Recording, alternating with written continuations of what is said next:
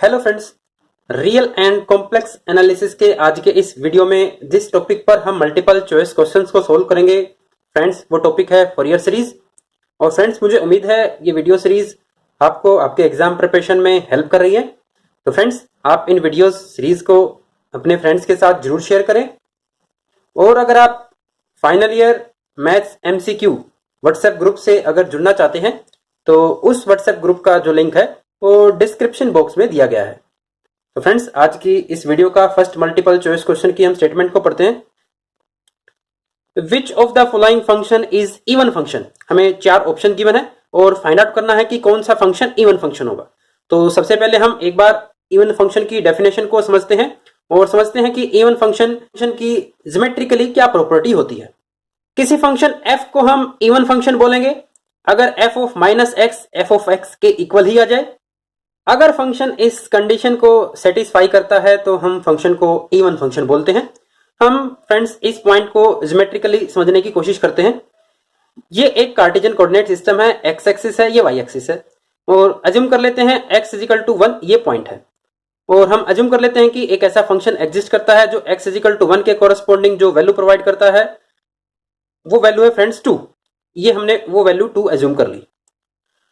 जैसा कि हमने फंक्शन को इवन फंक्शन अज्यूम किया है तो फंक्शन -1 के कोरस्पॉन्डिंग भी जो वैल्यू हमें प्रोवाइड करेगा फ्रेंड्स वो वैल्यू भी 2 के इक्वल नहीं होनी चाहिए। तो हम -1 को यहां पर प्लॉट करते हैं और -1 के कोरस्पॉन्डिंग भी जो वैल्यू होगी फ्रेंड्स वो होगी 2 ही, क्योंकि फंक्शन इवन फंक्शन है तो इस कंडीशन को सेटिस्फाई करेगा। तो फ्रेंड्स, हम 2 पॉइंट की पोजीशन से ऑब्जर्व कर सकते हैं कि ये जो पॉइंट्स कार्टेशियन कोऑर्डिनेट सिस्टम में प्लॉट किए गए हैं ये पॉइंट्स वाई एक्सिस के सिमेट्रिक है। जो इवन फंक्शन होता है अगर आप उस इन फंक्शन का ग्राफ ड्रा करोगे तो फंक्शन का ग्राफ वाई एक्सिस के सिमेट्रिक होगा।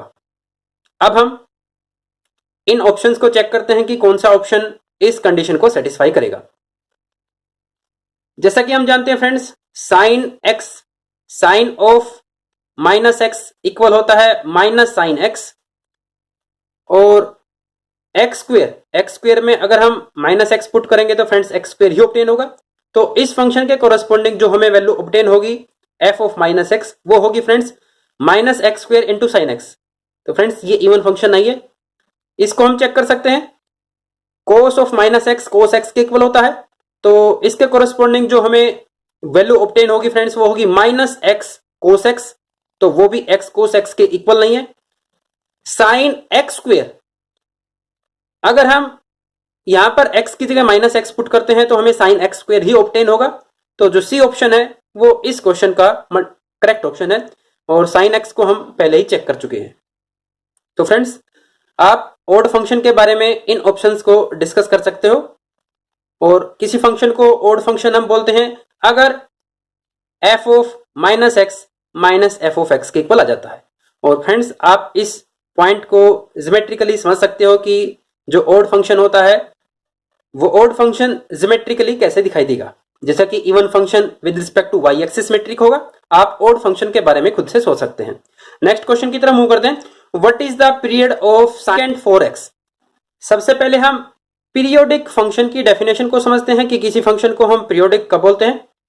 मान लेते हैं फंक्शन f कोई function from set of real number से रियल नंबर के ऊपर डिफाइंड है, तो हम फंक्शन f को पीरियोडिक बोलेंगे फ्रेंड्स अगर f of x plus t is equal to f of x for all x belongs to set of real number. तो फ्रेंड्स, जैसा कि हम इस कंडीशन से देख पा रहे हैं कि अगर हम x प्लस टी के कोरस्पॉन्डिंग फंक्शन की वैल्यू को कैलकुलेट करें वो वैल्यू f ऑफ x के इक्वल ही आएगी। तो इस कंडीशन का मतलब है कि t डिस्टेंस के बाद जो रियल नंबर होगा उस रियल नंबर के कोरस्पॉन्डिंग जो फंक्शन हमें वैल्यू प्रोवाइड करेगा वो f ऑफ x के इक्वल ही प्रोवाइड करेगा। तो इसका एग्जांपल है फ्रेंड्स, जैसे कि जो साइन एक्स फंक्शन है, साइन एक्स फंक्शन का हम ऐसे ग्राफ ड्रा करते हैं 0 से 2 पाई। और आगे हम इस फंक्शन का जब ग्राफ ड्रा करते हैं तो हम देख सकते हैं 2 पाई के बाद फंक्शन अपनी वैल्यूज को रिपीट कर रहा है। तो जो स्मॉलेस्ट डिस्टेंस है जिसके बाद फंक्शन अपनी वैल्यूज को रिपीट करना स्टार्ट कर देता है, हम उस डिस्टेंस को, उस रियल नंबर को हम पीरियड बोलते हैं। जैसा कि साइन एक्स फंक्शन का जो पीरियड है वो 2 पाई है, क्योंकि 2 पाई डिस्टेंस के बाद फंक्शन अपनी वैल्यूज को रिपीट करना स्टार्ट कर देता है। और फ्रेंड्स ये स्मॉलेस्ट होना चाहिए, सबसे छोटा, क्योंकि 2 पाई के बाद फ्रेंड्स जैसे कि फंक्शन ने वैल्यूज रिपीट करनी स्टार्ट की साइन एक्स फंक्शन ने, और 4 पाई के बाद फिर से वैल्यू को रिपीट करेगा, तो 4 पाई डिस्टेंस भी 0 से 4 पाई के बाद भी फंक्शन अपनी वैल्यूज को रिपीट कर रहा है, लेकिन जो स्मॉलेस्ट डिस्टेंस होता है उसको हम पीरियोडिक फंक्शन का पीरियड बोलते हैं। तो इस क्वेश्चन में हमें सीकेंट 4x फंक्शन का पीरियड फाइंड आउट करना है, और इसको फाइंड आउट करने के लिए हम एक प्रॉपर्टी का यूज करेंगे। जैसा कि हम जानते हैं साइन एक्स और कोस एक्स दोनों ट्रिग्नोमेट्रिक फंक्शन का जो पीरियड होता है फ्रेंड्स वो होता है 2 पाई, और अगर हमें साइन 2x का पीरियड फाइंड आउट करना हो, जैसे साइन x का पीरियड है फ्रेंड्स 2 पाई, लेकिन अगर हमें साइन 2x का पीरियड फाइंड आउट करना हो तो हम ऑब्जर्व कर सकते हैं जो value friends sine x function 2 पाई के ऊपर ऑब्टेन कर रहा था, अब वो वैल्यू साइन 2x पाई के ऊपर ऑब्टेन करेगा। फंक्शन का जो ग्राफ है वो 0 से पाई के बीच में ही अपने एक पूरे साइकिल को कंप्लीट कर लेगा। तो इस केस में साइन 2x का ग्राफ होगा फ्रेंड्स ये, जहां पर पाई बाय 2 के कोरस्पोंडिंग ये वैल्यू ऑब्टेन करेगा 0। तो हम देख सकते हैं जैसे ही हमने x के साथ किसी टर्म को मल्टीप्लाई किया तो फंक्शन का जो पीरियड है वो जो एक्चुअल पीरियड था उसका हाफ हो गया। सीकेंट 4x का पीरियड फाइंड आउट करने के लिए हम सीकेंट x का पीरियड फाइंड आउट करते हैं, सीकेंट x का पीरियड फाइंड आउट करते हैं और उसको हम 4 से डिवाइड दे देते हैं, और सीकेंट x का जो पीरियड होता है फ्रेंड्स वो होता है 2 पाई, तो सीकेंट 4x का पीरियड होगा 2 पाई बाय 4, और जो सीकेंट 4x का पीरियड होगा वो फ्रेंड्स वो होगा पाई बाय 2। नेक्स्ट क्वेश्चन की तरफ मूव करते हैं। What is the period of the function cos nx by l। यहां पर हमने सिंबल्स को यूज किया है। जैसे कि फ्रेंड्स हम जानते हैं cos x का जो पीरियड है वो है 2 पाई, और अभी हमने सेकंड मल्टीपल चॉइस क्वेश्चन में ऑब्जर्व किया कि जो x के साथ जो नंबर मल्टीप्लाई होता है उस नंबर से हम उस फंक्शन के पीरियड्स को डिवाइड देते हैं। तो यहां पर x के साथ जो मल्टीप्लाई है फ्रेंड्स वो है n बाई l, तो हम 2 पाई को n बाई l से डिवाइड देते हैं, n बाई l, l ऊपर चला जाएगा 2 पाई l बाई n, तो cos nx बाई l का जो टाइम पीरियड है फ्रेंड्स वो होगा 2 पाई l by n। Next question की तरफ मूव करते हैं। If f of x is equal to this is the Fourier expansion then the value of an where the domain fx is c to c plus 2 pi। Friends इस trigonometric expansion को हम Fourier expansion इसीलिए बोलते हैं क्योंकि इन expansions को French mathematician Joseph Fourier ने सबसे पहले स्टडी किया था, और जोसेफ फोरियर मैथमेटिशियन का ही कंट्रीब्यूशन है इन सीरीज को स्टडी करने में। तो इस मल्टीपल चॉइस क्वेश्चन में हमसे पूछा है कि जो fx की फोरियर सीरीज एक्सपेंशन है उसके अंदर जो ये an कोफिशिएंट यूज हुआ है इस an की वैल्यू क्या होती है, और इस an की वैल्यू के लिए हमें 4 ऑप्शंस गिवन है। फ्रेंड्स करेक्ट ऑप्शन बी है, लेकिन कई बार ये कंफ्यूजन क्रिएट करता है कि an में जो इंटीग्रेशन c से c प्लस 2 पाई किया गया है fx के साथ sin x आएगा या cos nx आएगा।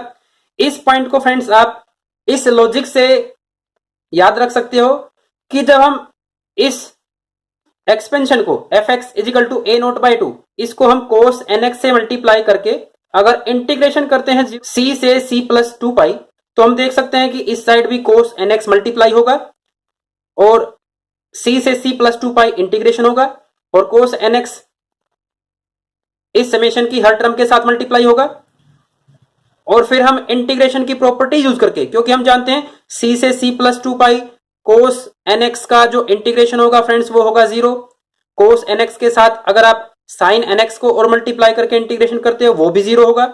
cos nx को अगर आप cos mx के साथ मल्टीप्लाई करते हो, इस बात का मतलब है n और m दोनों डिस्टिंक्ट हो, तो भी वो भी 0 होगा। तो केवल इस समेशन के अंदर एक ही इंटीग्रेशन की टर्म बचेगी जो कि x के साथ n मल्टीप्लाई होगा।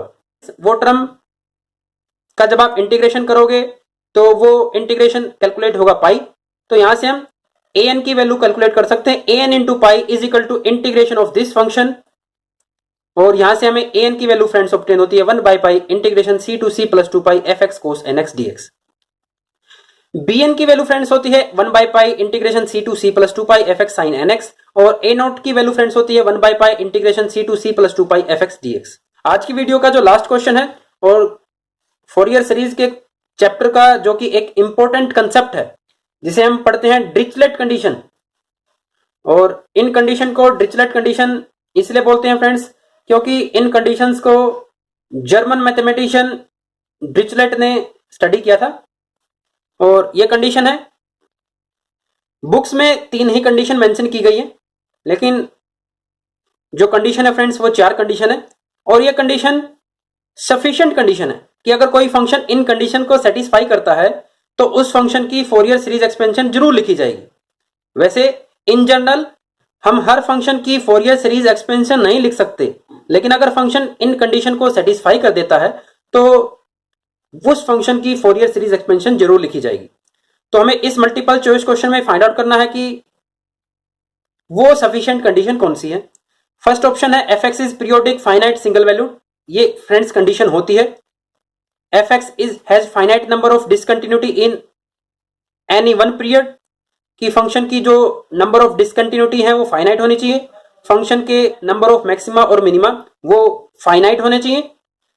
और जो लास्ट कंडीशन है जो बुक में मेंशन नहीं की जाती लेकिन ये भी एक सफिशिएंट कंडीशन है कि जो एफ एक्स फंक्शन है जिसकी हमें फोरियर सीरीज एक्सपेंशन लिखनी है वो फंक्शन एब्सोल्युटली इंटीग्रेबल होना चाहिए। तो फ्रेंड्स इस क्वेश्चन में मैंने चारों की चारों कंडीशन लिखी है, और ये चारों की चारों कंडीशन ही अगर कोई फंक्शन सेटिस्फाई करता है तो उस फंक्शन की फोरियर सीरीज एक्सपेंशन लिखी जाएगी। तो आप खुद से सोच सकते हो कि इन 4 कंडीशन के कोरस्पॉन्डिंग मल्टीपल चॉइस क्वेश्चन कैसे पूछा जा सकता है।